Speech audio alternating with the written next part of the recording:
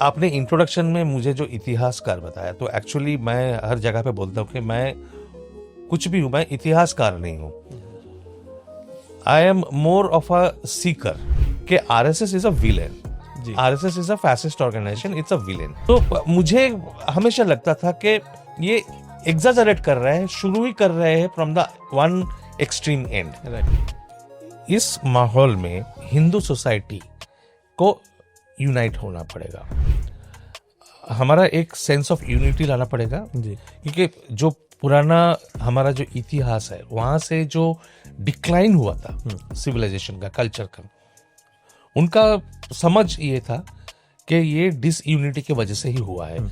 हम लोग अपने अंदर यूनाइटेड नहीं है, एक नहीं है, इसलिए बाहर की शक्तियां आके बार बार आके हमारे ऊपर राज करते हैं कि आप हिंदुओं के ना सिर्फ पक्ष में हो, पर अब दूसरे धर्म के लोगों के विपक्ष में हो। तो आरएसएस का जब गठन हुआ था, ऐसा नहीं था कि हम इनके विपक्ष है जी। सोच ये था कि हिंदू समाज का जो इतिहास है उसको पुनर्जागृत करना चाहिए, उसका जो हमें पुराना ग्लोरी है उसको वापस लाना चाहिए, और हमें और सोसाइटी को स्ट्रेंथन करना चाहिए। तो ये जब आपने कहा नेगेटिव एक इमेज चलता रहा, तो हम कह सकते हैं कि इमेज प्रॉब्लम है, और जैसे हमने बुक से देखा वो कहीं ना कहीं ब्रिटिशर्स के टाइम से ही शुरू हो गया था। अब ब्रिटिशर्स के टाइम में हम समझ सकते हैं क्योंकि वो एक एलियन रूलर थे, लेकिन वो जो लेगेसी थी of A negativity about RSS that was carried forward Nehru के टाइम में भी। अगर आप देखें, उन्होंने काफ़ी क्रिटिसिज्म करा आरएसएस का अलग अलग मौक़ों पर, जो आपने बुक में डिटेल में किया। तो उसको आप कैसे देखते हैं? जब हम भारत के अपने ही लोग रूल कर रहे थे, पंडित नेहरू का व्यू, क्या आप उनके विचारों से सहमत हैं आरएसएस के बारे में? तो ऐसा कोई नेगेटिव एक्टिविटी तो कहीं पे था नहीं, but it was merely they were unnerved, the British administrators were unnerved कि ये लोग भी तो मिलिट्री ट्रेनिंग ले रहे हैं, ये फिजिकल ट्रेनिंग चल रहा है इनका रेगुलरली, तो कैपेसिटी बिल्डिंग हो रहा है फिर तो they treated RSS as a threat from the point of potential कि अगर वो हो रहा है कि इस तरह से प्रिपरेशन चल रहा है, तो कभी भी अगर जरूरत पड़े तो ये लोग they will be prepared to launch an attack। तो वो उनका अपने साम्राज्य को लेकर जो डर था, बिल्कुल, कि ये हमारे खिलाफ जा सकते हैं और बिल्कुल हमें एक और फोर्स से फाइट करना पड़ जाए। बिल्कुल, और उसी में इंटेलिजेंस का रिपोर्ट एक मैंने साइट किया है, where they were very clear कि आरएसएस का अभी इमीडिएट पॉलिटिकल कोई गोल नहीं है, कुछ वो नहीं है, they are playing long term. उनका गोल लॉन्ग टर्म है कि एक संगठन ऐसे बनाना है जो आगे चल के इम्पैक्टफुल होगा। नमस्कार, स्वागत है एक बार फिर से सबका किताबी बातों में, एक पॉडकास्ट जहां हम बात करते हैं भारत की और दुनिया की किताबों के माध्यम से। दोस्तों, आज किताबी बातों में बात करेंगे एक ऐसी संस्था की जिसने हाल ही में अपने 100 वर्ष पूरे करे हैं। जी हाँ, मैं बात कर रहा हूँ राष्ट्रीय स्वयंसेवक संघ की, यानी कि आरएसएस की। 2025 में 100 वर्ष पूरे करने वाली यह संस्था, जो कि भारत की आज़ादी से पहले शुरू हुई। अगर आप पूछें कि आरएसएस क्या है, आरएसएस क्या करती है, आरएसएस किस तरह की संस्था है, तो आपको बहुत अलग अलग जवाब मिलेंगे, और आमतौर पर एक्सट्रीम एंड्स वाले जवाब मिलेंगे। आपको कई लोग मिलेंगे जो कहेंगे कि आरएसएस एक बहुत अच्छी संस्था है, लोग जुड़े हुए हैं कई दशकों से, और आपको आरएसएस के या बहुत बड़े बड़े क्रिटिक मिलेंगे। भूतपूर्व प्रधानमंत्री अटल बिहारी वाजपेयी जी ने कहा था, संघ इज माई सोल, राष्ट्रीय स्वयंसेवक संघ मेरी आत्मा है। वर्तमान में हमारे कई नेता हैं जो आरएसएस से अपना एक नाता रखते हैं, एक इतिहास, एक रिलेशन रखते हैं। लेकिन वास्तव में आरएसएस क्या है? क्या ये भारत को रक्षा के लिए, हिंदुओं की रक्षा के लिए, हिंदू समाज को बेहतर बनाने की एक ऑर्गेनाइजेशन है, या एक कम्युनल ऑर्गेनाइजेशन, एक फासिस्ट ऑर्गेनाइजेशन है? जिस तरह से विचार हैं, ऐसे ही कई किताबें जो आरएसएस पर लिखी गई हैं, वो आमतौर पर बहुत एक्सट्रीम एंड्स को लेकर जाती हैं। फॉर्चुनेटली इस टाइम हमारे पास एक बुक है, many shades of saffron, decoding 100 years of Rashtriya Swayamsevak Sangh, by noted historian Chandrachur Ghosh ji, जो इस बार मेरे गेस्ट हैं। चंद्रचूड़ जी, बहुत बहुत स्वागत है। Thank you very much, thank you for getting me here. Chandrachur ji के नाम से आप परिचित होंगे, जाने माने लेखक, इतिहासकार, researcher, commentator on history, economics and environment. आपने विश्व भारती और यूनिवर्सिटी ऑफ ससेक्स से पढ़ाई करी। आप एक प्रेशर ग्रुप मिशन नेताजी के फाउंडर्स में से रहे हैं, जो डीक्लासिफाई करवाना चाहता है जितने भी डॉक्यूमेंट्स रहे हैं नेताजी के बारे में, क्योंकि जैसा हम अक्सर कहते हैं उनकी मृत्यु जो है वो आज भी एक सीक्रेसी में है कि क्या हुआ था क्या नहीं हुआ था। तो पहला सवाल जो मेरा इस बुक को लेकर है, आपने नेताजी पर लिखा है, एक्सटेंसिव स्टडी करी है आपने, उसके बाद आपने इंडिया के फर्स्ट डेकेड ऑफ इंडिपेंडेंस पर लिखा 1947 to 57। What made you write RSS पे बुक? आरएसएस का book actually I wrote on invitation. जी। आरएसएस के ऊपर तो खैर मैं लिख चुका हूँ, बिकॉज जो first year after independence, first 10 years after independence जो किताब मैंने लिखा था जी। उसमें आरएसएस का जिक्र है। जी। क्योंकि बहुत सारे फोर्सेस उस टाइम पे एक्टिव थे, कॉन्फ्लिक्टिंग आइडियोलॉजीज, ऑपोजिंग आइडियोलॉजीज, बहुत सारे की फिगर्स थे जो इंडिया को रिपब्लिक बनाने में सहयोग दिया था। जी। तो वो किताब लिखते वक्त वहां पे भी आरएसएस के ऊपर थोड़ा सा तो डिस्कशन है, बट बहुत थोड़ा सा ही है, लिमिटेड डिस्कशन है। बट क्योंकि ये 100वां वर्ष है आरएसएस का, तो पब्लिशर ने मुझसे पूछा था कि whether I will be interested, तो मैंने तो मैं नेचुरली बहुत इंटरेस्टेड था, क्योंकि ऐसा एक संगठन है, संघ, जिसके बारे में लोगों के पास जानकारी से ज्यादा डिसइंफॉर्मेशन ज्यादा है, ओपिनियन ज्यादा है। तो मुझे लगा था, बहुत टाइम से ही मुझे लगता था कि ये जो चीज है, ये जो एक संगठन है, इसका जो आइडियोलॉजी है, इसके ऊपर क्लैरिटी होना चाहिए, क्योंकि इतना प्रोपागंडा हो चुका है। और वो प्रोपागंडा सफल इसलिए हुए, उसमें सफल होने के पीछे संघ का भी थोड़ा योगदान है। मैं संघ को भी जिम्मेदार मानता हूँ। तो मुझे लगा कि ये this will be a very good opportunity कि हिस्ट्री को, फैक्ट्स को स्टेट किया जाए बिना कोई पक्ष लेके। तो आपने बुक में एक जगह मेंशन भी करा था कि एक इतिहासकार के लिए लगभग असंभव ही हो जाता है कि अपने पर्सनल बायसेस या जजमेंट्स को अपनी लेखनी में ना ला पाए। अब मैंने जब आपकी बुक पढ़ी, और मैंने काफी डिटेल में पढ़ी, लेकिन जिस कार्य को आपने असंभव बताया है, मुझे लगता है आपने इसी बुक में उसको संभव किया है कि एक बहुत ही हम एक अनबायस के किसी तरह के पक्षपात से रहित एक हम बुक पढ़ रहे हैं आरएसएस के बारे में। तो ये आपने कैसे इसको अचीव किया? आपने इंट्रोडक्शन में मुझे जो इतिहासकार बताया, तो एक्चुअली मैं हर जगह पे बोलता हूँ कि मैं कुछ भी हूं, मैं इतिहासकार नहीं हूं। I am more of a seeker. जी। मैं सवालों का जवाब ढूंढता हूँ, फैक्ट्स ढूंढता हूँ। तो इसी के चलते मेरे लिए थोड़ा आसान हो जाता है कि मैं फैक्ट्स पकड़ के जो नैरेटिव बनता है उसी को मैं रीडर को बताता हूँ। मेरा अपना ओपिनियन, मेरा अपना इंटरप्रिटेशन डेफिनेटली है, थोड़ा बहुत वो लिखने में भी आ जाता है जी। बट जैसे अभी तक ट्रेडिशनल नैरेटिव आरएसएस के ऊपर होता आया है, dominated by the left Congress ecosystem, जो शुरू ही करते हैं बेसिक एजम्पशन के साथ कि RSS is a villain, RSS is a fascist organisation, it's a villain, right, तो इसका सब कुछ बुरा है, राइट। तो वो जो सोच है, वो सोच उनके लिखने में भी आ जाता है। तो मैं बहुत उसको ध्यान से पढ़ा है, बहुत बरसों से मैंने उसको पढ़ा है। बल्कि पॉलिटिक्स में मेरा इतने सालों से इंटरेस्ट है, तो मैं जब स्टूडेंट लाइफ में पॉलिटिक्स में इन्वॉल्व था, तब से लेकर आज तक मैं पढ़ता है उनकी जो किताबें हैं, जो आर्टिकल्स हैं, जो नैरेटिव है।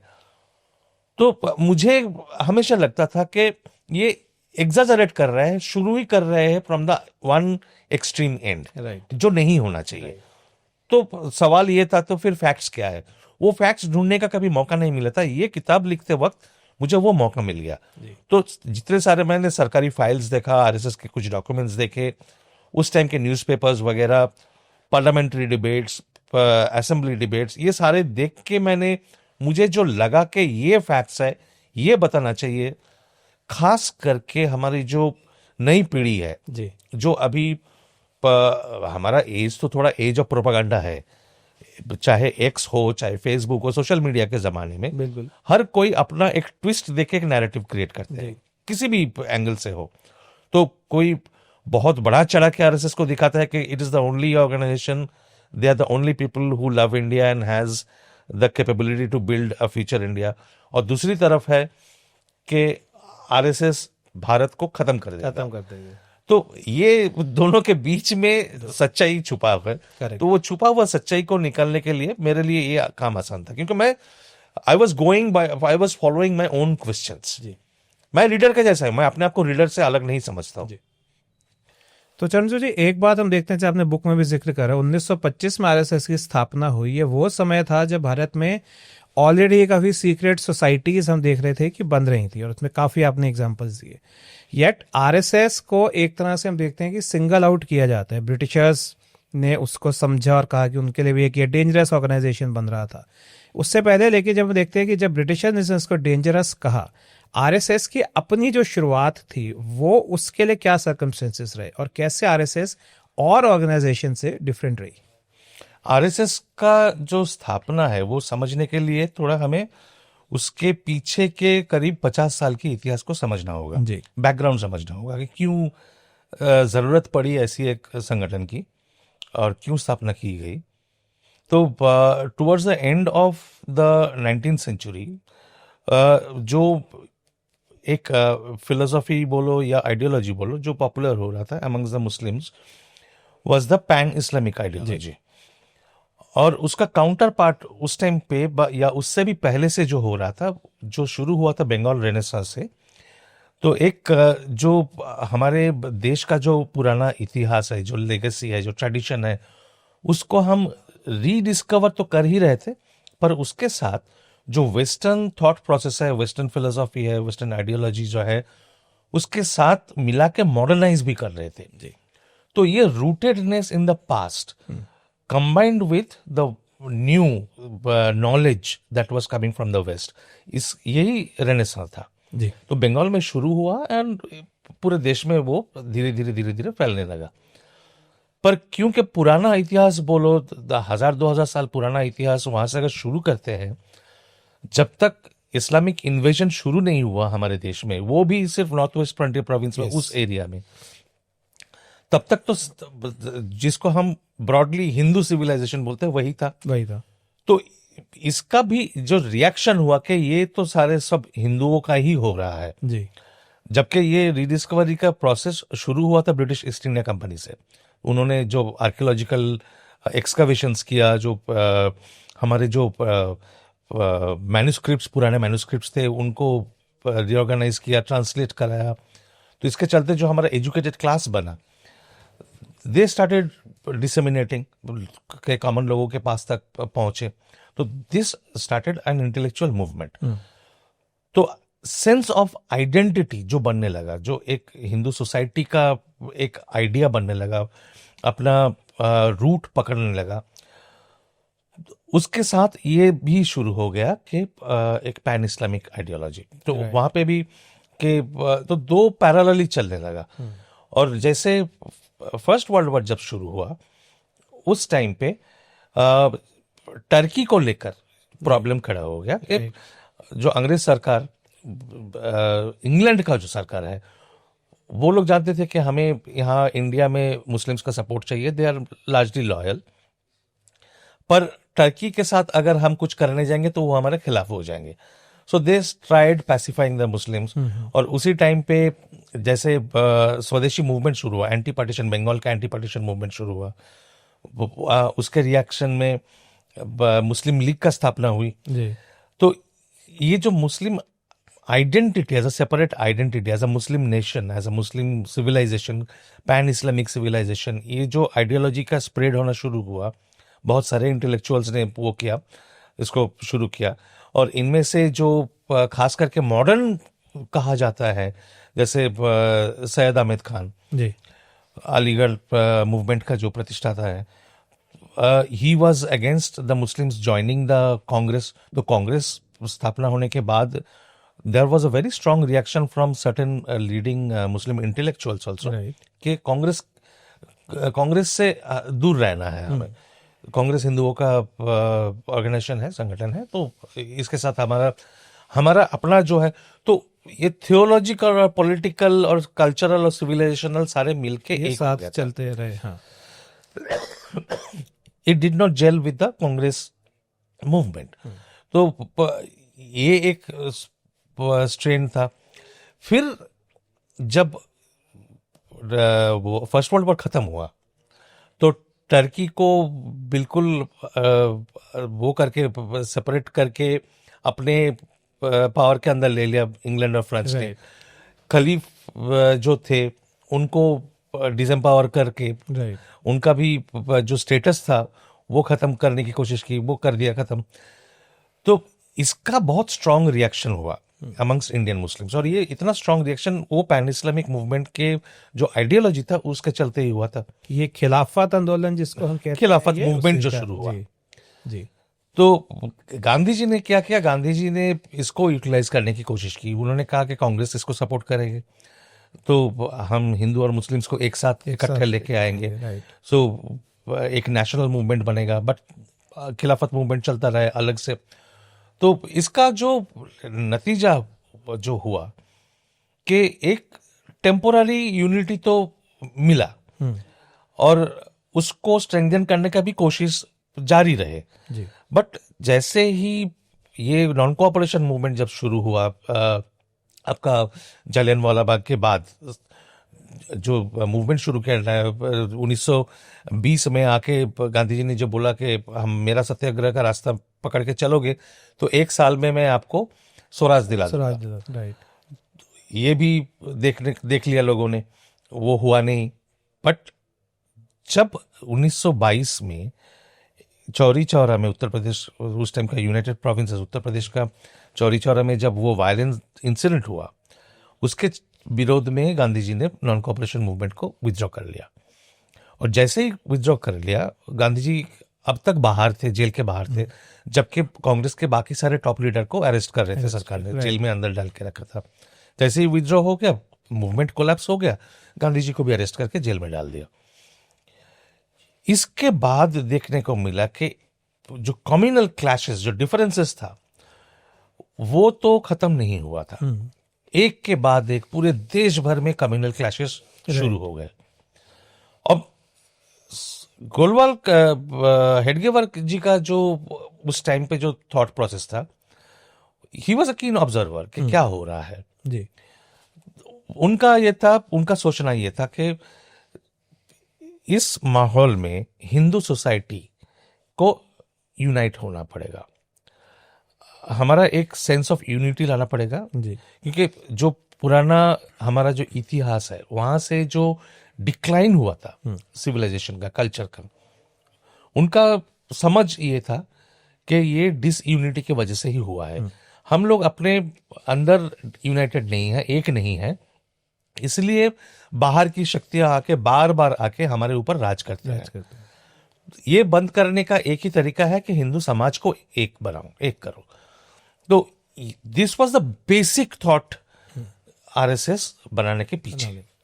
तो यहाँ पे जब आपने कहा कि हिंदू समाज की एकता वो एक मुख्य उद्देश्य था, जैसा कि आपने बुक में जिक्र करा है कि गांधी जी ने भी एक बार जब एक आरएसएस कैंप विजिट करा तो उन्होंने, वो हालांकि इंप्रेस हुए थे, लेकिन उन्होंने कहा था कि ये तो सिर्फ हिंदुओं के लिए है। बिल्कुल। तो आरएसएस को क्या हम एक एक्सक्लूसिविस्ट हिंदू ऑर्गेनाइजेशन कह सकते हैं जिसमें और धर्म के लोगों के लिए जगह नहीं है, या ये बहुत फार फेस्ट, बहुत बड़ा स्टेटमेंट कहना है कि और धर्म के लोगों के लिए जगह ही नहीं है? ऐसा शुरू में तो कह सकते हैं, क्योंकि हर एक संगठन का अपना एक ऑब्जेक्टिव होता है। कांग्रेस जैसे एक प्लेटफॉर्म था, उसका प्रोग्राम था political, right, political unity, Bharat बनाना था। तो भारत का जो एक कॉन्सेप्ट था, कांग्रेस का एक कॉन्सेप्ट जो था, वो पॉलिटिकल एक कॉन्सेप्ट था। करेक्ट। राष्ट्रीय स्वयंसेवक संघ जो था, उसका उद्देश्य क्या था? हिंदू समाज को ताकतवर बनाने का। तो वो कांग्रेस के जैसा और पॉलिटिकल ऑर्गेनाइजेशन नहीं था, एक सोशल कल्चरल ऑर्गेनाइजेशन था। तो दोनों का कंपैरिजन इस तरह से नहीं किया जा सकता। जैसे कोई भी, चाहे मुस्लिम सोसाइटी में हो, चाहे क्रिश्चियन सोसाइटी में हो, चाहे आपके पारसी कम्युनिटी में हो, अपना अपना समाज को और संगठित करने के लिए सभी काम करते हैं, राइट। तो उसमें कोई बुराई नहीं है। इट वाज एक्सक्लूसिविस्ट का मतलब ये होता है कि उसमें एक एंटागनिज्म का फ्लेवर आता है, राइट, कि आप हिंदुओं के ना सिर्फ पक्ष में हो, पर अब दूसरे धर्म के लोगों के विपक्ष में हो। पक्ष में तो Correct. आरएसएस का जब गठन हुआ था, ऐसा सोच ऐसा नहीं था कि हम इनके विपक्ष है। जी सोच ये था कि हिंदुओं का जो हिंदू समाज का जो इतिहास है उसको पुनर्जागृत करना चाहिए, उसका जो हमें पुराना ग्लोरी है उसको वापस लाना चाहिए, और हमें और सोसाइटी को स्ट्रेंथन करना चाहिए। लोग आज के जो लोग हैं, उस टाइम का बात कर रहा हूँ कि आज के जो लोग हैं उनको अपना ट्रेडिशन कल्चर के बारे में ज्यादा पहचान नहीं है, ज्ञान नहीं है, तो वो सारे इनके अंदर जगाना होगा, सेंस ऑफ कम्युनिटी। आपने इससे पहले जो सवाल किया था कि उस टाइम पे और भी सीक्रेट ऑर्गेनाइजेशंस थे वगैरह, सारे ऑर्गेनाइजेशंस को अगर आप देखेंगे, एक तो है secret organisation, RSS secret organisation नहीं था जी। सीक्रेट ऑर्गेनाइजेशंस मेनली वो होते थे जो रेवोल्यूशनरी ऑर्गेनाइजेशंस होते थे, जैसे अनुशीलन समिति, जैसे जुगान्तर। तो ऐसे ऑर्गेनाइजेशंस होते थे, उनका काम था कि रेवोल्यूशन के लिए काम करना, भारत को आजाद करने के लिए काम करना। तो उनका मेथड्स, उनका ऑब्जेक्टिव्स, उनका आइडियोलॉजीज एकदम अलग था, क्योंकि वो पॉलिटिकल ऑर्गेनाइजेशंस थे। पॉलिटिकल ऑर्गेनाइजेशंस होकर भी कांग्रेस जैसा ओपन प्लेटफॉर्म वो नहीं था, उनका बहुत स्पेसिफिक मेथड था। वो लोग रेवोल्यूशनरी थे, रेवोल्यूशनरी ऑर्गेनाइजेशन थे, उनका जो काम करने का तरीका वो बिल्कुल अलग था। और वो सरकार के खिलाफ थे, विरोध में थे बिल्कुल। उनका उद्देश्य था कि इस अंग्रेज सरकार को हटाना है, आजादी लाना। पर संघ का ये था कि अंग्रेज सरकार को हटाना है, ये उनका उद्देश्य नहीं था। उद्देश्य बस ये समझना बहुत जरूरी है कि आप स्पेसिफिक एक गोल है, एक ऑब्जेक्टिव है। आप जब उस ऑब्जेक्टिव से कोई ऑर्गेनाइजेशन बनाया जाता है, आप ये सवाल नहीं कर सकते कि उसका ऑब्जेक्टिव ये भी क्यों नहीं था, वो भी क्यों नहीं था। फिर आप तो ये भी बोल सकते हैं, अगर वो ऐसे सवाल अगर कोई करना चाहे तो वो ये भी पूछ सकते हैं कि अनुशीलन समिति का कोई फिलैंथ्रोपिक क्यों एक्टिविटी नहीं था, एजुकेशन के बारे में क्यों नहीं कुछ सोचा। वो उनका मकसद ही नहीं था, बहुत लिमिटेड ऑब्जेक्ट। ये बहुत आपने इंपॉर्टेंट बात छेड़ी है, क्योंकि ये एक मेरा सवाल भी था कि अक्सर आरएसएस की जब आलोचना की जाती है तो अक्सर ये कहा जाता है कि आरएसएस का आज़ादी के फ्रीडम मूवमेंट में कोई कंट्रीब्यूशन नहीं था, और आज आप बात करते हो भारत की समाज की, सभ्यता की। लेकिन और जैसा आपने बुक में कहा है कि जो डॉक्टर जी थे उन्होंने बोला था कि हम एक ऑर्गेनाइजेशन के तौर पर पार्टिसिपेट नहीं करते, यदि कोई इंडिविजुअल कैपेसिटी में करना चाहता है तो वो कर सकते हैं। ये उनका, ये तो पहली बात तो ये आरोप ही पूरा बिल्कुल गलत है जी। क्योंकि आप डॉक्टर हेडगेवर का अगर करियर देखेंगे, इनिशियल करियर देखेंगे, एकदम स्कूल लाइफ से वो डॉक्टर मुंजे के इन्फ्लुएंस में आते हैं। स्कूल लाइफ से ही डॉक्टर मुंजे कौन थे? डॉक्टर मुंजे थे disciple of खपादे and Lokmanya Tilak ji. तो लोकमान्य तिलक से इन्फ्लुएंस थे, पूरे उस एरिया के पूरा रीजन इन्फ्लुएंस था। Lokmanya Tilak was the towering personality. तो उनसे इन्फ्लुएंस थे जब, तो जिम्नेशियम ज्वाइन किया, जो जिम्नेशियम वही सीक्रेट ऑर्गेनाइजेशन का एक हिस्सा होता था। बॉम्ब कैसे बनाता है वो सीखा, स्लोगन लगाए, वंदे मातरम का स्लोगन लगाए, स्कूल से रास्टिकेट हुए। फिर बाद में जब कोलकाता पहुंचे अपना मेडिकल स्टडीज करने के लिए, वहां पे उन्होंने रेवोल्यूशनरी सोसाइटीज जो थे उनके साथ मिलकर काम करके सीखा कैसे काम करते हैं सोसाइटीज में। एग्जैक्टली क्या क्या किया था उसका कोई रिकॉर्ड है ही नहीं। ऑपरेशन में शायद कोई हिस्सा नहीं लिया था, बट जो समिति के, अनुशीलन समिति के जो लीडर्स होते थे उस टाइम पे, उन लोगों के साथ तो जान पहचान बन गया था, उनके साथ बात होती रहती थी। और खास करके मैंने इस किताब में दिया है, जो मुझे और कहीं नहीं मिला है, कि उस टाइम पे ये एक एविडेंस है कि he was involve with the revolutionary societies, के कोलकाता में police was keeping a tab on him. तो वो फाइल्स मेंटेन कर रहे थे कि इससे मिला, यहाँ रहते हैं, ये काम करते हैं। तो अगर बिल्कुल ही डिटैच होते, कोई वो रोल नहीं होता, इन्वॉल्वमेंट नहीं होता, तो पुलिस तो कोई उनके ऊपर रिकॉर्ड फाइल मेंटेन करते नहीं। एक तो ये था। फिर वापस आए, एक कांटेक्ट बन गए, ब्रिज बन गए कोलकाता के, मतलब बंगाल के रेवोल्यूशनरीज जो थे, और यहाँ सेंट्रल इंडिया में नागपुर वगैरह उस जगहों में जो रेवोल्यूशनरी सोसाइटीज थे, दोनों के बीच में एक ब्रिज बन गए, तो exchange of ideas, exchange of resources, चाहे बंदूक हो चाहे एमिनिशन हो, जो भी है, फिर लोगों को तैयार करके भेजना पंजाब वगैरह उस एरियाज में भेजना, ये सब करना। उसके साथ he got involved with Congress activities also. जैसे 1920 का जो नागपुर में कांग्रेस सेशन बिठाया गया था, that's a landmark Congress session. वहीं पे नॉन कोऑपरेशन का प्रोग्राम, सत्याग्रह का प्रोग्राम ऑफिशियली अडॉप्ट हुआ था। राइट। तो वहाँ जो वो थे कांग्रेस सेशन बनाने के लिए जो रिसेप्शन कमेटी बनता है, रिसेप्शन कमेटी का हेड था जमनालाल बजाज जी।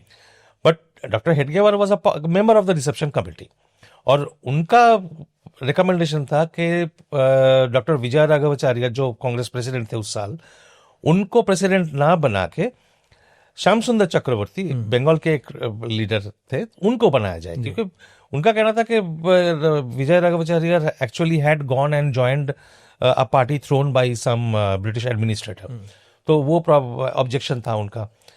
फिर उसी कांग्रेस सेशन में, कांग्रेस ऐसा होता था कि कांग्रेस में जो रेजोल्यूशंस पास किया जाता था फाइनली, वो पहले डिस्कस होता था एक कमेटी में जिसका नाम होता था सब्जेक्ट्स कमेटी। राइट। तो सब्जेक्ट्स कमेटी में ये रिसेप्शन कमेटी के जो मेंबर्स थे, नागपुर के लोकल जो मेंबर्स थे, उनका रेजोल्यूशन जो था, वो प्रपोज जो किया था, वो था कि इंडियन रिपब्लिक बनाना कांग्रेस का गोल होना चाहिए। तो that was a radical thought at that time, right. But that did not pass through the subjects committee, तो वो फाइनल रेजोल्यूशन आया नहीं मंच में। उसके बाद वो हेडगेवर जी कांग्रेस डिस्ट्रिक्ट कमेटी के मेंबर बने, फिर स्टेट प्रोविंशियल कमेटी के मेंबर बने, फिर उसके बाद प्रोविंशियल कमेटी के सेक्रेटरी बने, जेल गए 1 साल के लिए। दोबारा जब गांधी जी ने सिविल डिसोबीडियंस मूवमेंट शुरू किया 1931-32 में, जब दांडी मार्च किया उन्होंने, उस टाइम पे फिर से उन्होंने सत्याग्रह मूवमेंट में भाग लेकर जेल, फिर से दोबारा जेल गए। तो कांग्रेस के साथ तो पूरा इन्वॉल्वमेंट है। तो भाग नहीं लिया था मतलब हिस्सा नहीं लिया था, इसका मतलब क्या होता है कि आरएसएस तो पॉलिटिकल ऑर्गेनाइजेशन था नहीं, ये तो शुरू से क्लियर था। बिल्कुल। और किसी पे रोक भी नहीं लगाया गया था कि आप कांग्रेस के उसमें नहीं जाओ। सबको खुला छूट था। इंडिविजुअली अगर किसी मेंबर को लगता है कि कोई कहीं पे पार्टिसिपेट करना चाहिए किसी प्रोग्राम में, वो जाने के लिए आजाद है। राइट। तो ऐसे बहुत सारे हैं। तो किस बेसिस पे बोला जाता है कि आरएसएस ने पार्टिसिपेट नहीं किया? तो फिर सवाल फिर से वही खड़ा हो जाता है कि ब्राह्मण समाज भी तो इक्वली एक ऑर्गेनाइजेशन था, तो ब्राह्मण समाज ने पार्टिसिपेट नहीं किया। इसका मतलब रविंद्रनाथ टैगोर क्या हम नजरअंदाज कर दे, उनका कोई रोल नहीं है? बिल्कुल। तो ये सोचने का तरीका, ये पॉलिटिकल प्रोपेगेंडा जो है ना, यही मैं आपको बता रहा था कि शुरू से जो आरएसएस का एक डिपिक्शन हुआ है, एक तो वो इस तरह से हुआ है कि आरएसएस ये है वो है।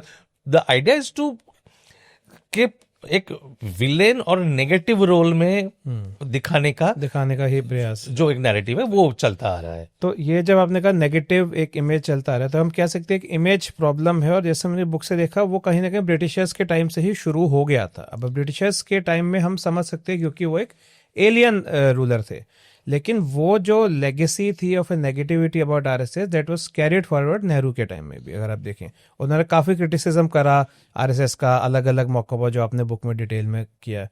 तो उसको आप कैसे देखते हैं? जब हम भारत के अपने ही लोग रूल कर रहे थे, पंडित नेहरू का व्यू, क्या आप उनके विचारों से सहमत हैं आरएसएस के बारे में? दो चीज़ है। एक है ब्रिटिश का जो आउटलुक था, जी, ब्रिटिश का जो नजरिया था आरएसएस के प्रति। द ब्रिटिश एडमिनिस्ट्रेटर्स, इंटेलिजेंस, चाहे पुलिस, चाहे कुछ भी कहिए, they were the first to call the RSS a fascist organisation. ये उस वक्त उन्होंने टर्म यूज किया जब मुसोलिनी और हिटलर तभी पावर में आए हैं, हिटलर खास करके तभी पावर में आए हैं। तो वो जो परेड करने का तरीका है, ड्रिल करने का तरीका है, जो डिसिप्लिन है, वो आरएसएस बहुत पहले से कर रहे हैं, एकदम शुरुआत से कर रहे हैं। 1925 में संगठन बनाने के बाद से ही शुरू हो गया, वो करते आ रहा है।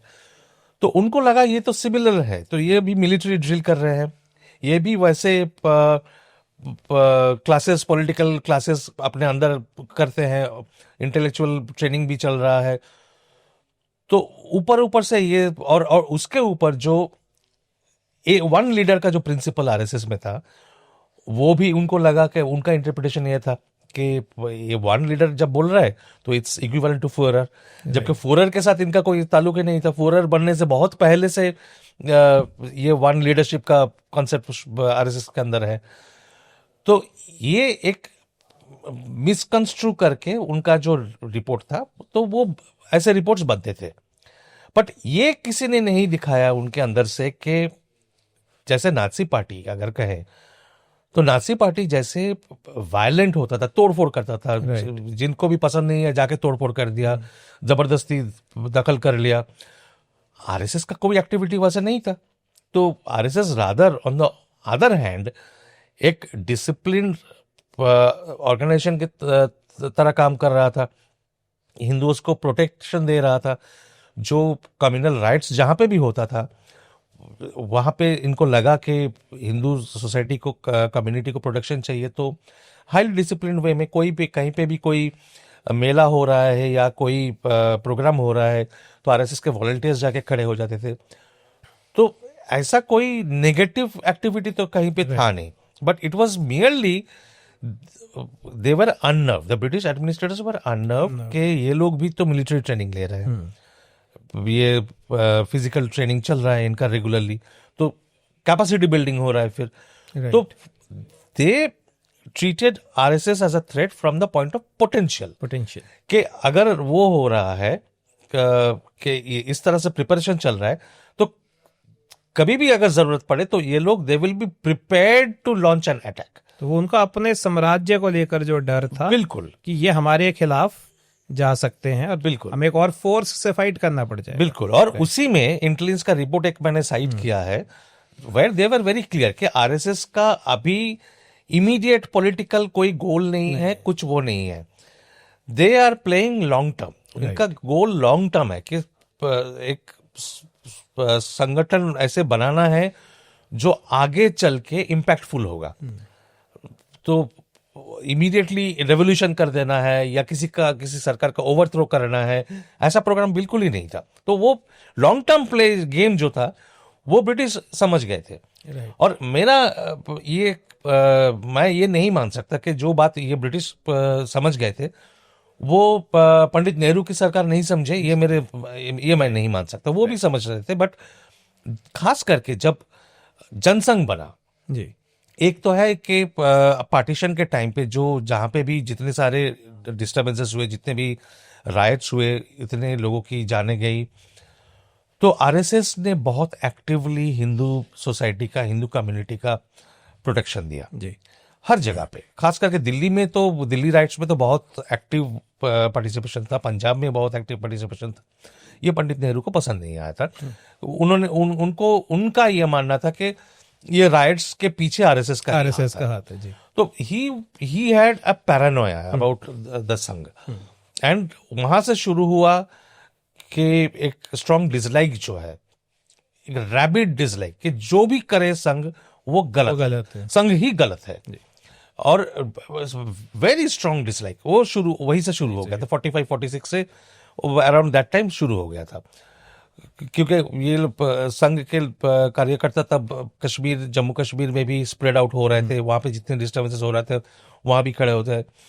तो हर जगह पे देवर संघ काफी ऑर्गेनाइजेशनली काफी स्ट्रांग बन गया था तब तक, पूरे देश भर फैल चुके थे।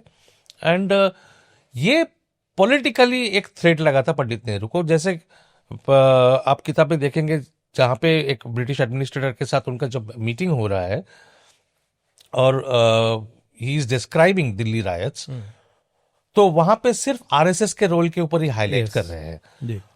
बाकी दूसरे साइड से जो अटैक्स हुए हैं और जो डिस्टर्बेंस क्रिएट किया गया था, he is completely silent about that.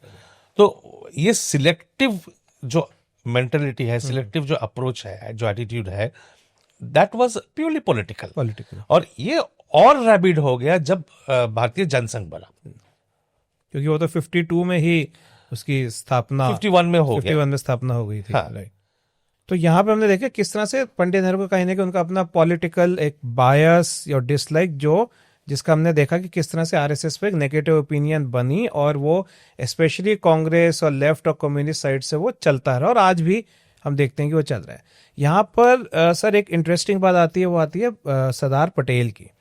अब मुझे लगता है कि लेमैन से, जिसने बहुत इतिहास नहीं पढ़ा, अगर उससे पूछें तो वो यही कहेगा सरदार पटेल का आरएसएस को लेकर एक पॉजिटिव व्यू रहा होगा। लेकिन अगर आपकी बुक से देखें तो सरदार पटेल के भी जो व्यूज थे वो एक डायरेक्शन में नहीं थे, कि बहुत पॉजिटिव नहीं थे। हालांकि उन्होंने कई बार आरएसएस की तारीफ करी थी, लेकिन वो बहुत पॉजिटिव नहीं थे, ना ही बहुत नेगेटिव थे। सरदार पटेल, और जब बैन लगा था आरएसएस पर, वो भी उनके कार्यकाल में लगा था।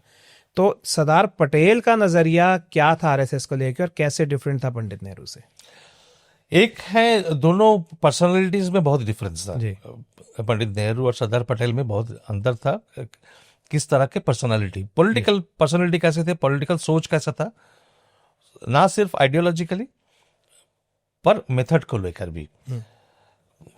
तो काम करने का तरीका कैसा होना चाहिए जी। और बहुत क्लैशेस दोनों में होता था। मैं पर्सनल इंटरपर्सनल रिलेशनशिप में नहीं जा रहा हूँ, बट काम करने का तरीका लेकर और एडमिनिस्ट्रेटिव इश्यूज लेकर दोनों में बहुत संघर्ष हुआ है, अंत तक हुआ है। तो इसको कोई नकारा नहीं जा सकता। इसको, ये सारे डॉक्यूमेंटेड है, और काफी हद तक मैंने यहाँ दिया है, और डिटेल में मैंने जो दूसरा मेरा किताब है 1947 to 1957 बर्थ ऑफ रिपब्लिक, उसमें डील किया है, दिखाया है। तो पंडित नेहरू का ऑब्जेक्शन बेसिकली था आइडियोलॉजिकल फ्रेमवर्क में। जी। और इस किताब के अंदर में लास्ट चैप्टर में मैंने दिखाया है कि आज आरएसएस के खिलाफ जो भी क्रिटिसिज्म होता है, मैं सही गलत पे नहीं जा रहा हूं, क्योंकि ना मैं आरएसएस को विलीफाई करने में बैठा हूं, ना मैं आरएसएस को चैंपियन करने के लिए बैठा हूं। मेरा काम डिफेंड करना नहीं है, मेरा काम जो फैक्ट्स है उसको बताना है। बिल्कुल। तो अगर आप देखेंगे, मैंने पॉइंट बाय पॉइंट दिखाया कि आज के दिन में 2025 की बात कर रहा हूं, 2026 की बात कर रहा हूं, आरएसएस के खिलाफ जितने सारे क्रिटिसिज्म है, पूरा फ्रेमवर्क वही 1949 1950 से लेकर 1964 तक नेहरू के कार्यकाल में जो उन्होंने जो फ्रेमवर्क देखे गए हैं, उसी को आज तक ये लोग चला रहे हैं। There is nothing new, no innovation, no novelty, nothing, same points, वही फ्रेमवर्क, वही points, everything is the same. Right. कि एब्सर्ड है, ये लोग पॉलिटिकल बेनिफिट के लिए सब अच्छे अच्छी बातें कहते हैं, they are not good people, they will destroy the country, ये सारे they are kind of primitive mindset, ये सारे जो भी आप सोच सकते हैं वो पंडित नेहरू कह के और लिख के गए हैं। मजे की बात यह है कि Pandit Nehru was equally critical of the communist movement, of the communist party, पर कम्युनिस्ट पार्टी को उन्होंने कभी थ्रेट के हिसाब से नहीं देखा, कांग्रेस के थ्रेट के हिसाब से नहीं देखा। ताज्जुब की बात है, 1951 में भारतीय जनसंघ बनता है और 1952 के जो जनरल इलेक्शन हो रहे हैं, भारतीय जनसंघ तब तक पूरा अपने आप को संगठित नहीं कर पाया है जी। फिर भी भारतीय जनसंघ और आरएसएस को पंडित नेहरू अपना मेन ओपोनेंट मान रहे हैं। इतना उनका एप्रीहेंशन था, डर था इतना। क्यों? क्योंकि उसका कोई लॉजिकल रीजन तो मुझे नहीं मिला कि जिस पार्टी का अभी तक पूरी तरह से संगठन ही नहीं बना है, कैंपेन करने के लिए कोई नेशनल फेस नहीं है श्यामा प्रसाद मुखर्जी को छोड़ के जी। और एक दो एनसी चटर्जी जैसे एक दो और, पर एनसी चटर्जी हिंदू महासभा में थे जी। तो इनका इतना डर किस बेसिस पे था?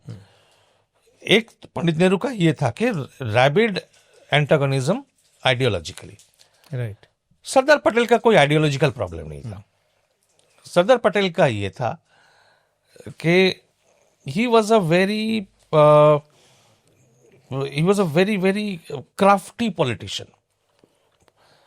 उनका अगर आप वो पढ़ेंगे, स्पीचेस पढ़ेंगे, लेटर्स पढ़ेंगे, वो आरएसएस को डील करने के लिए उनके नेगेटिव पॉइंट्स हाईलाइट करते जा रहे हैं कि गांधी जी का हत्या इसलिए हुआ, आप लोगों ने नहीं किया है, पर हत्या हुआ इसलिए because you created an atmosphere of hate in the country, तो इसके लिए आप जिम्मेदार हो, ये बोल रहे हैं। राइट। और दूसरी तरफ क्या कर रहे हैं, कॉन्स्टेंटली वो आरएसएस को बोल रहे हैं कि अपना रास्ता छोड़ो, join the Congress. Join the Congress, जी। तो उनका नजरिया बहुत साफ था, and I really was impressed by his way of looking at it and the way he treated the RSS. It's a carrot stick approach, डंडा मारो एक तरफ से, पर दूसरी तरफ अच्छी बात बोल के उनको इंड्यूस करो कि पूरा अपना जो मैन पावर है, जो स्ट्रेंथ बना है, कार्डर बेस बनाया है, उसको लेके कांग्रेस में शामिल हो। तो कांग्रेस का तो फिर ना तो सिर्फ ऑपोजिशन खत्म हो जाएगा, पावर कितना बढ़ जाएगा। तो फिर और सरदार पटेल का मेन जो आइडियोलॉजिकल अगर कोई ओपोनेंट अगर हम देखें तो वो सोशलिस्ट और कम्युनिस्ट थे। राइट। तो उनका हिसाब बहुत साफ था, इनको अपने अंदर ले लिया जाए, जितना कर सकते थे कोशिश उन्होंने किया, अंत तक हुआ नहीं, बट उनका कोशिश यही था कि आरएसएस को कांग्रेस में अंदर लाया जाए। तो ये जो सिलेक्टिव कोट अभी करते हैं कि सरदार पटेल ने बैन कर दिया था, आरएसएस को बुरा बोला था, और दूसरी तरफ से जाते नहीं, सरदार पटेल ने तो प्रेज भी किया था। पूरा गेम समझना होगा, पूरा आपको पूरा कॉन्टेक्स्ट समझना होगा। पंडित नेहरू का पूरा कॉन्टेक्स्ट क्या था, वर्ल्ड व्यू क्या था, सरदार पटेल का क्या था, तब पूरा समझ में आएगा। बिल्कुल। इसके साथ साथ हम देखते हैं पटेल नेहरू के साथ एक बात और आती होती है, आरएसएस और हिंदू महासभा के रिलेशन। बहुत लोग ये कहते हैं कि आइडियोलॉजी, सोच तो लगभग एक सा ही था, दोनों हिंदू धर्म की बात करते थे, हिंदू धर्म की रक्षा की बात करते थे। कुछ लीडर सेम रहे, कुछ आरएसएस हिंदू महासभा गए, हिंदू महासभा। तो ये कैसे चला और क्यों आपको लगता है कि ये दो ऑर्गेनाइजेशंस अलग रही, एक नहीं हुई? जब आरएसएस बनाने से पहले और आरएसएस बनाने के बाद भी डॉक्टर हेडगेवार काफी इन्फ्लुएंस थे वीर सावरकर से। तो उनसे मिले, जब देश वापस आए, वीर सावरकर जब देश में वापस लाया गया अंडमान से, तो 1925 में जाके उनसे मिले, बात हुई काफी लंबा चौड़ा। तो तब तक वो एसेंशियल्स ऑफ हिंदुइज्म, हिंदुत्व वो लिख चुके थे, तो बेसिक फिलोसॉफी तो बन गया था तब तक सावरकर के मन में, और लिख भी चुके थे। तो उनका जो थियोरेटिकल फ्रेमवर्क था वो काफी आप ही किया था हेडगेवार जी को, तो इन्फ्लुएंस थे, and he had very high regard for Veer Savarkar. Right. दूसरी तरफ उनके बचपन से उनको जो मेंटरिंग किया है doctor Munje ji, he was part of the Hindu Mahasabha. फिर कुछ टाइम बाद हिंदू महासभा के और एक महान नेता जो कांग्रेस के भी नेता थे, मदन मोहन मालवीय जी, उन्होंने बनारस हिंदू यूनिवर्सिटी में शाखा बनाने का परमिशन दिया, तो उनका भी सपोर्ट था। तो शुरू में संघ के शुरू से जो एक सपोर्ट सिस्टम वो हिंदू महासभा के लीडर से मिला, there is no doubt about it. Right. पर डॉक्टर हेडगेवार का ये था कि अप्रोच बहुत क्लियर था, थॉट प्रोसेस बहुत क्लियर था कि संघ एक अलग ऑर्गेनाइजेशन है जी, इसका आइडेंटिटी, इसका यूनिकनेस मेंटेन करना होगा। तो जबकि वो सारे लोगों से मिलते थे, और वो खुद भी हिंदू, नागपुर का जो हिंदू सभा था उनका मेंबर थे, जनरल सेक्रेटरी या कुछ थे, तो वो भी हिस्सा थे हिंदू महासभा का जो मूवमेंट का था, बट वो धीरे धीरे छूट गया। उनका ये था कि आरएसएस कभी हिंदू महासभा का एक फॉलोअर ऑर्गेनाइजेशन नहीं बनेगा, संघ अपना पहचान, आइडेंटिटी खुद बनाएगी। तो हमारे चाहे विचार सेम हो सकते हैं, लेकिन हमारी आइडेंटिटी अलग तो इसको आप अगर आप मॉडर्न फ्रेमवर्क के थ्रू समझना चाहते हो, आप को जैसे एनडीए या यूपीए या लेफ्ट फ्रंट, ऐसे आपको समझना होगा कि सिमिलरिटी है थॉट प्रोसेस में, आइडियोलॉजी में, but they are not the same, they are different. और खास करके जब सेकेंड वर्ल्ड वॉर शुरू हुआ, तो उस टाइम पे वीर सावरकर जब कैंपेन चला रहे थे कि सारे हिंदुओं को जाना चाहिए ब्रिटिश इंडियन आर्मी में, मिलिट्री ट्रेनिंग लेना चाहिए, आरएसएस इसके पक्ष में नहीं थे जी। तो इसके चलते काफी उनके दोनों में मतभेद हुई। जी। डॉक्टर मुंजे ने जब बहुत तो जोर से इन्फ्लुएंस करने की कोशिश की, डॉक्टर मुंजे को बता दिया गया कि आरएसएस हिंदू महासभा नहीं है और अपना रास्ता खुद चुनेगी। तो ये ब्रेक होना शुरू हो गया था। जब पहली बार इलेक्शन हुआ सेकेंड वर्ल्ड वॉर के बाद 1945 और 1946 का जो इलेक्शन हुआ जिसमें हिंदू महासभा ने हिस्सा लिया जी।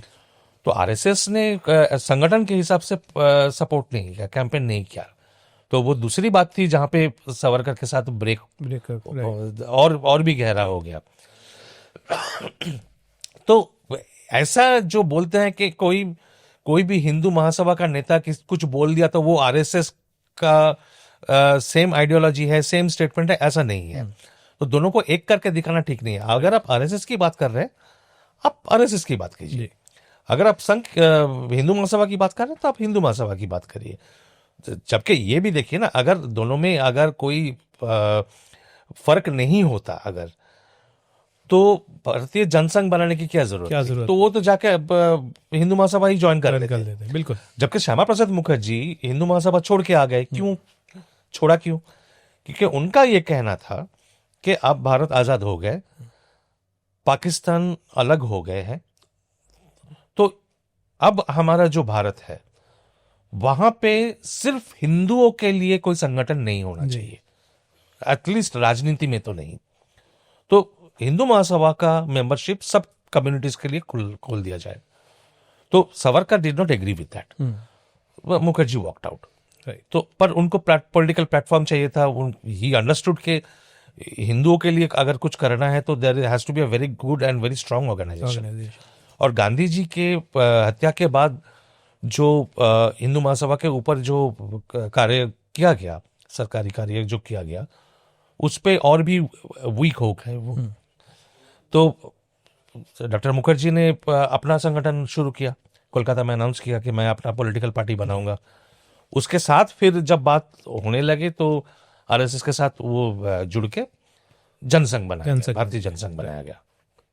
तो यहाँ पर एक जो अगर आरएसएस के इतिहास को हम देखें कि डॉक्टर जी ने शुरू करा, हेडगेवार जी ने, उसके बाद भारत जैसे 1925 में बना, 47 में भारत को आज़ादी मिली।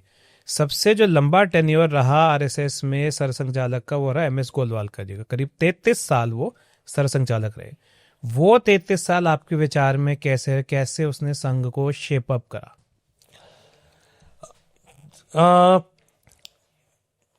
It was a Herculean task. देखिए गांधी एक तो के आजादी के बाद जितने देश का जो हालत था उसमें काम करना मुश्किल था, कोई संगठन बनाना, क्योंकि इतना इमरजेंसी, सब कुछ इमरजेंसी सिस्टम चल रहा है कि इतना राइटिंग हुए हैं पूरे देश भर में, इतना मतलब द्वेष फैला हुआ है। तो उसमें संगठन को बढ़ाने के काम शुरू होने से पहले गांधी जी का हत्या हो जाता है। और जैसे ही गांधी जी का हत्या हो जाता है तो पंडित नेहरू का पहला घाव आता है आरएसएस के ऊपर। बिना देखे, बिना सोचे, बिना समझे, मैं बिना जाने तो नहीं बोलूंगा, प्रधानमंत्री है तो उनको सब पता ही होगा। तो पहले आरएसएस को बैन कर देते हैं हिंदू महासभा के साथ, जबकि कुछ ही दिनों के अंदर सरदार पटेल साफ साफ पंडित नेहरू को बता दिया कि आरएसएस का इसमें कोई लिंक नहीं है, दे आर नॉट रिस्पॉन्सिबल, कोई रोल नहीं है, कुछ नहीं है। पर फिर भी एक साल के ऊपर वो किया, आपका बैन रखा। ना सिर्फ बैन रखा, उनका एक्टिविटीज कहीं पे कोई चल ना पाए, रेगुलर मीटिंग्स होते रहे, पूरे सारे स्टेट्स को, प्रोविंसेस को कम्युनिकेट कर दिया गया, पीरियोडिक रिव्यूज हो रहा था। और पंडित नेहरू का ये बहुत गहरा चिंता था कि संघ का फॉर्मली कोई तो एग्जिस्टेंस नहीं है, पर दूसरे कार्य के आड़ में आके संघ के लोग मिल रहे हैं जो मेंबर्स हैं संघ के, वो अपना कार्य किए जा रहे हैं, मिल रहे हैं, उनको रोका नहीं जा रहा है। तो कहीं पे कोई मंदिर में मिल रहा है, कहीं पे कोई स्पोर्ट्स इवेंट में मिल रहे हैं, पर काम तो चल रहा है। बट ये जो, और इतने सारे हजारों लोगों को जेल में डाल दिया पूरे देश भर में, धीरे धीरे धीरे धीरे रिलीज किया। ऑब्वियसली इसका एक इम्पैक्ट, साइकोलॉजिकल इम्पैक्ट तो था। बहुत लोगों में एक मतलब डर सा आया, फिर डिमोटिवेट हो गए। जो स्ट्रक्चर बन रहा था, एक स्ट्रक्चर्ड ऑर्गेनाइजेशन बन रहा था, वो स्ट्रक्चर खत्म हो गया। उन 50 साल से लेकर गोलवलकर जी का, गुरु जी का सिर्फ एक ही वो मकसद था, उनके सामने गोल बहुत क्लियर था कि आरएसएस को रीऑर्गेनाइज करना और एक्सपैंड करना, जी, लोगों को वापस ले आना, काम को फिर दोबारा शुरू करना। और एक पॉलिटिकल आर्म तब आ गया है भारतीय जनसंघ, तो उसको भी देखना कि क्या हो रहा है, जबकि he was not directly involved in any political agenda और activity, but obviously being the head of RSS नजर तो सब पे था, ऑब्जर्व कर रहे थे, अपना कमेंटरी भी दे रहे थे, ओपिनियन भी दे रहे थे। जब तक श्यामा प्रसाद मुखर्जी जिंदा थे रेगुलरली आइडियाज एक्सचेंज होता था। तो ये रीऑर्गेनाइज करना वाज द मेन टास्क, और ये रीऑर्गेनाइज करते करते he it become till like the mid 1960s। जी, तो तब तक तो रीऑर्गेनाइज होते रहे। तो ये अगर नहीं होता, ये बैन और इतना सख्त कार्रवाई अगर नहीं होता, तो मे बी संघ और भी स्ट्रांग हो जाता। उस कई टाइम पहले, कई देर पहले ही स्ट्रांग हो जाता। और मतलब क्या होता ये तो बता नहीं सकते, बट इतना एफर्ट नहीं जाता उसको सिर्फ रीऑर्गेनाइज करने में। राइट।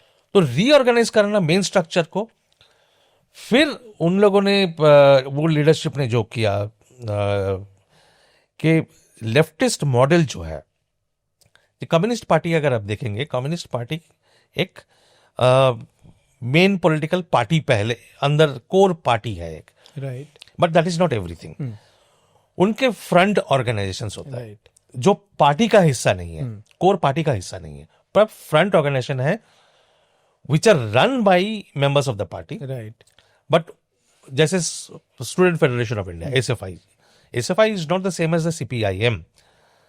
वहां पे ऐसे ज्यादातर मेंबर्स एसएफआई के वो होते हैं जो सीपीआईएम का मेंबर नहीं है। ज्यादातर लोग सीपीआईएम में मेंबरशिप मिलने के लिए बहुत पापड़ बेलने पड़ते हैं, बट आइडियोलॉजिकली सिमिलर है। इंडोक्ट्रिनेशन हो रहा है उनके थ्रू, जो आप इंस्टीट्यूशंस कैप्चर कर रहे हैं उसका एक बेनिफिट है। सिमिलरली ट्रेड यूनियन में, जी, ट्रेड यूनियन आप कैप्चर कर रहे हैं, पर trade union is not the same as the communist party. Right, front organisation है। टीचर्स में सिमिलरली फ्रंट ऑर्गेनाइजेशन है। तो आज जो वो है, जैसे रिसेंटली एक बहुत लंबा चौड़ा आर्टिकल आया था न्यूयॉर्क टाइम्स में, एक्यूजिंग संघ के, संघ फ्रंट ऑर्गेनाइजेशंस बना के हर जगह पे कैप्चर कर रहा है। भाई साहब ये न्यू डिस्कवरी थोड़ी ना है, ये मॉडल तो 100 साल से भी ज्यादा पुराना है।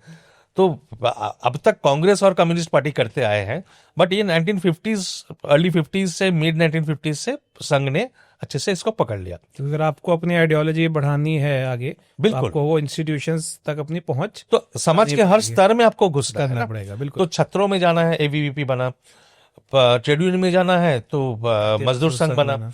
तो ऐसे बनवासी कल्याण मंच, बाद में बना बनवासी कल्याण केंद्र।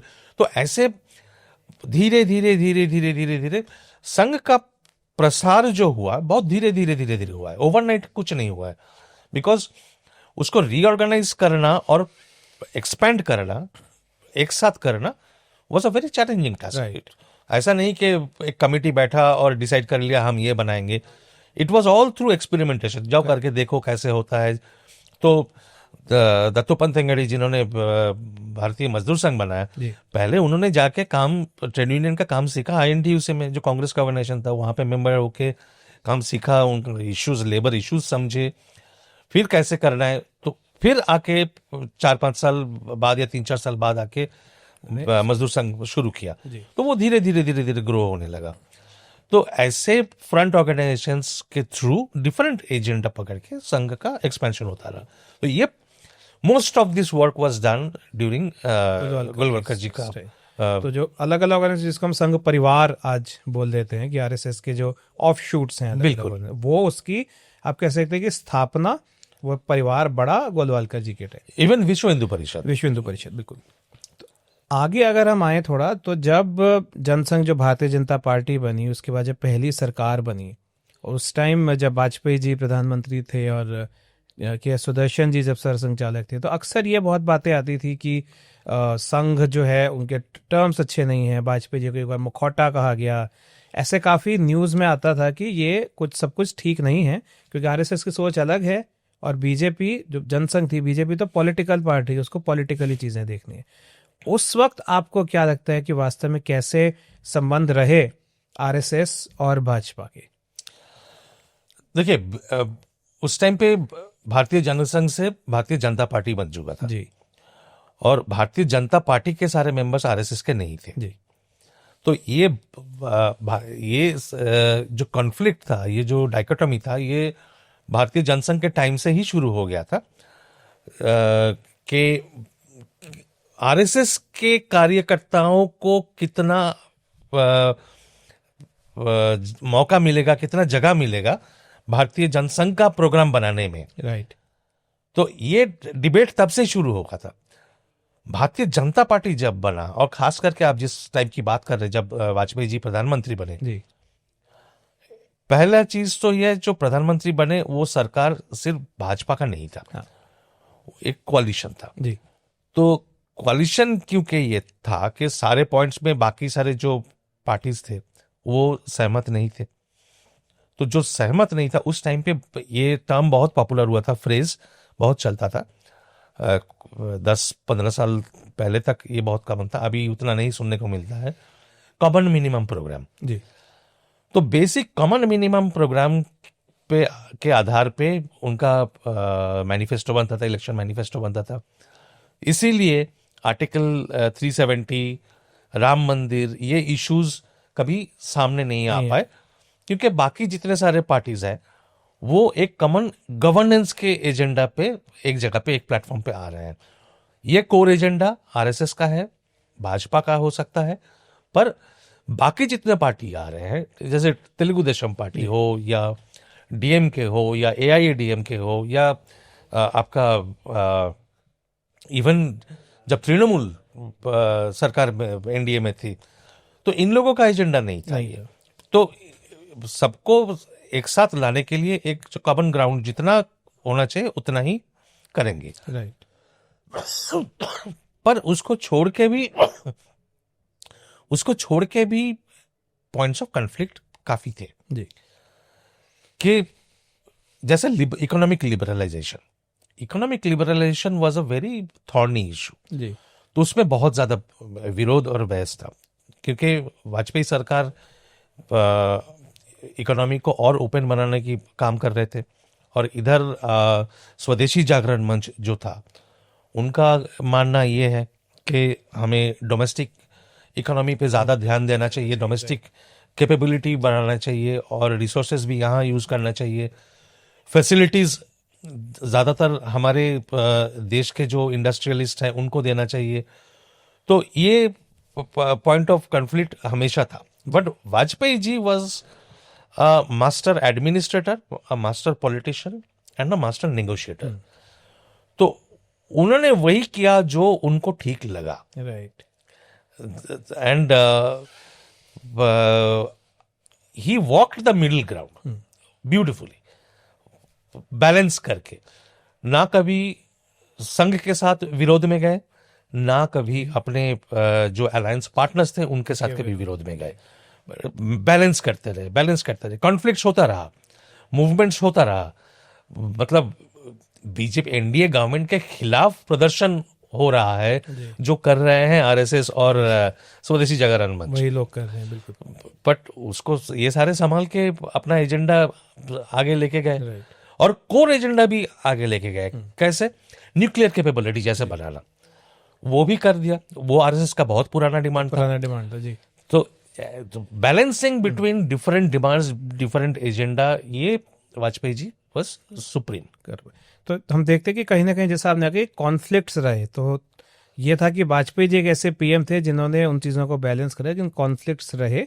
उस सरकार में। उसके बाद 99 में भी हमने देखा कि सरकार बनी फिर से वाजपेयी जी की। 2014 में जो सरकार बनी, और सब कहते हैं कि आरएसएस का एक उसमें योगदान रहा, due to their foot soldiers and all. 2014 को आप कैसे देखते हैं, डिफरेंट कैसे है कंपेयर टू 99 या 96 when it comes to RSS BJP relations?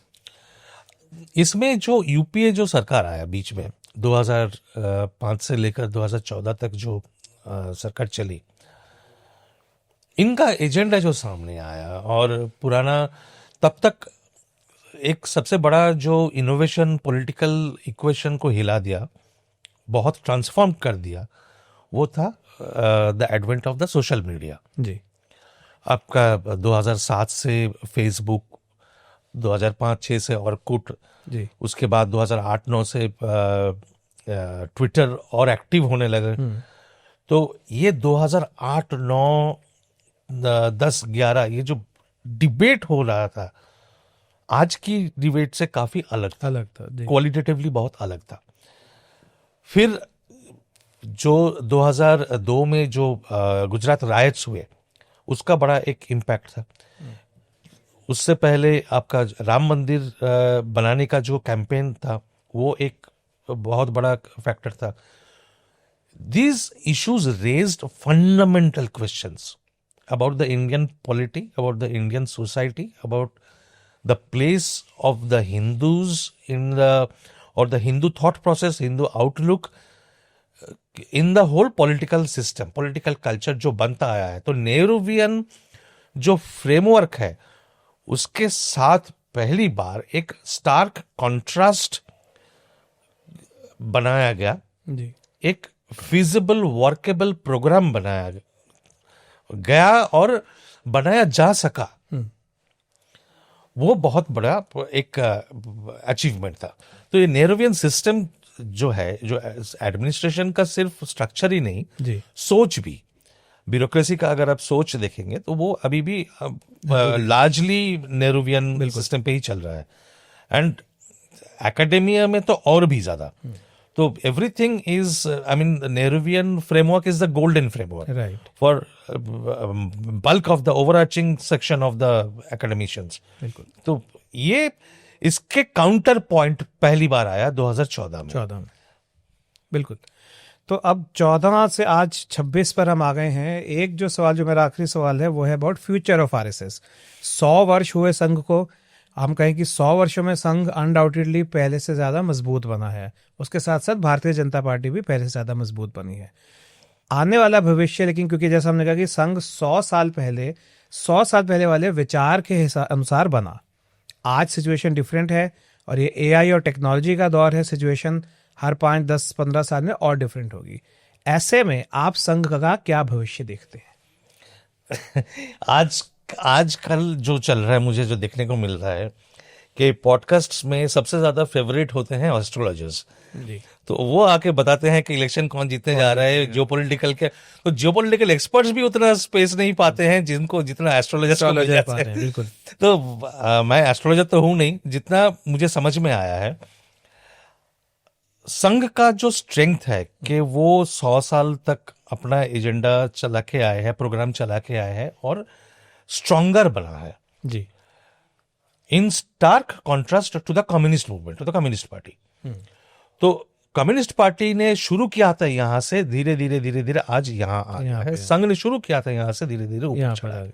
तो कंप्लीटली डिफरेंट ट्रैजेक्टरीज। बिल्कुल। इसका कारण मुझे जो समझ में आया है कि एक है बेसिक प्रिंसिपल जो है संघ का, जो बेसिक प्रिंसिपल बहुत सिंपल है, फंडामेंटल्स बहुत सिंपल है, कॉम्प्लिकेटेड नहीं है जी, बहुत सिंपल चीज है कि हमें हिंदू समाज को स्ट्रेंथन करना है, स्ट्रांग बनाना है, प्रोटेक्ट करना है, हिंदू ट्रेडिशंस को प्रोटेक्ट करना है। बाकी जितने सारे सवाल है वो ऑफशूट्स है, इसके साथ जुड़ा हुआ है। There are never the central problems. Right. तो ये एड्रेस, ये जो एसोसिएटेड क्वेश्चंस, प्रॉब्लम्स जो है, इश्यूज जो है, उसको डील करने के लिए संघ ने जो जर्नी किया है, it has constantly adopted itself to the new realities, constantly, बिना समझौता किए, जी, अपने आदर्शों के साथ समझौता ना करके अडॉप्ट किया है with the changing realities. Right. और लीडरशिप जो आया है अब तक एट डिफरेंट लेवल्स, बहुत बढ़िया लीडरशिप मिला है संघ को। संघ कितना आगे जा पाएंगे ये लोग, ये एज एन ऑर्गेनाइजेशन, संगठन के हिसाब से, वो निर्भर करता है कि बेसिक जो इनका जो मूल सिद्धांत है, फंडामेंटल्स जो है, उसको कैसे इम्प्लीमेंट करने की कोशिश करेंगे। ऑर्गेनाइजेशनल इंटेलेक्चुअल इंटेग्रिटी कितना मेंटेन कर पाएंगे, अगर कर पाए तो और ना चलने की कोई कारण नहीं है। बिल्कुल। और बीजेपी पॉलिटिकल पार्टी के हिसाब से काफी इंडिपेंडेंट एंटिटी बना लिया। It's not the same as Bharatiya Jan Sangh. जी। तो बीजेपी का भी एक बेस, एक कॉमन लिंक तो है, राइट। एक प्लेटफॉर्म तो है, एक कॉमन लिंक है। वो कॉमन लिंक मेरे ख्याल से is what gives BJP the identity, जी। कि एक राष्ट्रवादी पार्टी है जिसका ओरिजिन यहां से हुआ था और उसके साथ लिंक अभी तक है, और उनको सपोर्ट भी मिलता है, इंटेलेक्चुअल सपोर्ट मिलता है, ऑर्गेनाइजेशनल सपोर्ट मिलता है। तो ये लिंक, इंटरलिंक जो है, इंटरलिंक तो मेरे ख्याल से रहेगा। वो तो बिना इंटरलिंकेजेस तो टिक नहीं सकता है। तो बीजेपी को सस्टेन करने के लिए, आगे बढ़ने के लिए, ये इंटरलिंकेजेस रहेगा। That is my understanding. I am talking about a time horizon of हम कितना आगे तक देख पाते हैं। बिल्कुल। हम ज्यादा से ज्यादा 10-20 साल तक, तो वो लिंक तो रहेगा।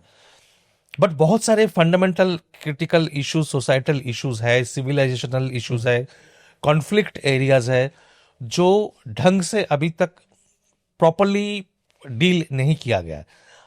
आगे के टाइम पे वो सारे इश्यूज उभर के आएंगे।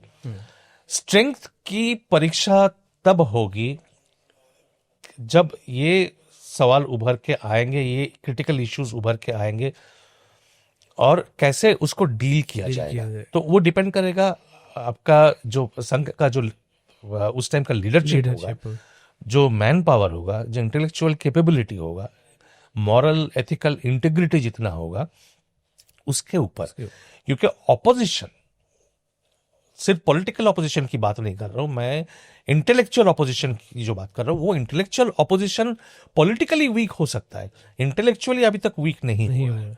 तो दैट इज कंटिन्यूइंग, वो ऑपोजिशन रहेगा, और उस ऑपोजिशन को भी पूरा एक सपोर्ट सिस्टम कंटिन्यूअसली सपोर्ट करता है। वो इंटरनेशनल एक सपोर्ट नेटवर्क है, ना सिर्फ देश के अंदर, देश के बाहर भी। तो पूरा ये जो सिस्टम है, इसके साथ डील करने के लिए स्ट्रेंथ बहुत ज्यादा चाहिए। आरएसएस का मेन जो इंटेलेक्चुअल वीकनेस जो था, मेरे ख्याल से, जो मैं बहुत सालों से बोलता आ रहा हूं, कि communicating its programmes, its activities has been a fundamental weakness of RSS. अगर आप देखेंगे कि आरएसएस के ऊपर जितने किताब अभी इस टाइम पे आपको मार्केट में मिलेगा, वो कुछ ही सालों में निकल के आया होगा। करेक्ट। पर अगर आप, जैसे मैंने कंपैरिजन किया कम्युनिस्ट पार्टी के साथ, कम्युनिस्ट पार्टी का लिटरेचर अगर आप देखेंगे, एकदम पहले से सारे लिटरेचर मौजूद है, कंपाइल्ड है, पब्लिश्ड है। आपको अगर पढ़ना है कम्युनिस्ट पार्टी के बारे में, आपको मिनट्स ऑफ द मीटिंग्स भी मिल जाएंगे, सारे रेजोल्यूशंस मिल जाएंगे, वो 21-22 साल से आपको सब मिल जाएगा। उसके ऊपर उनके मेमोर्स, इतने सारे लोगों की मेमोर्स, पार्टी डॉक्यूमेंट्स, ये सारे प्रिजर्व करके रखा है।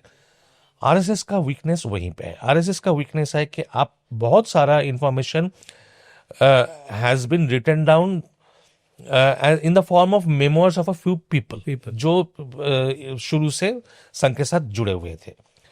पर रेजोल्यूशन जैसे संघ बना 25 में, उन्होंने अपना कॉन्स्टिट्यूशन बनाया।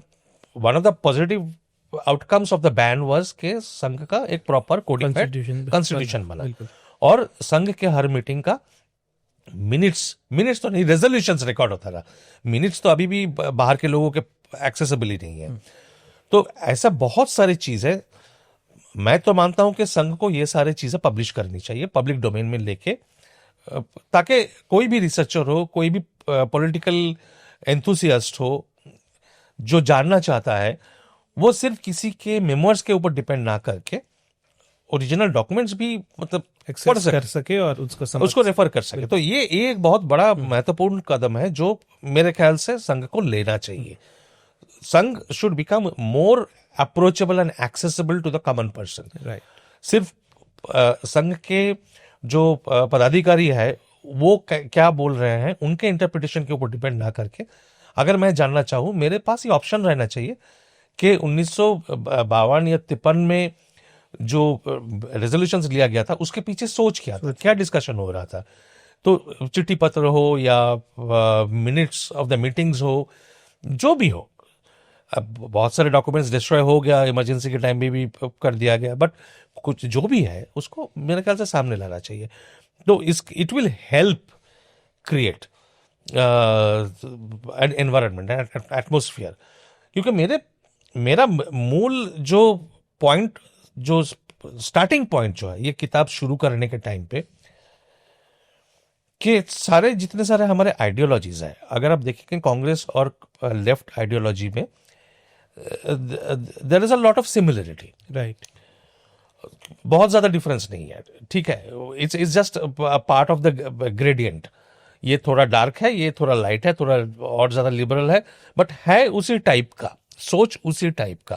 तो इसीलिए आज के दिन में कम्युनिस्ट और कांग्रेस को अलायंस बनाने में कोई दिक्कत नहीं रहती है जी।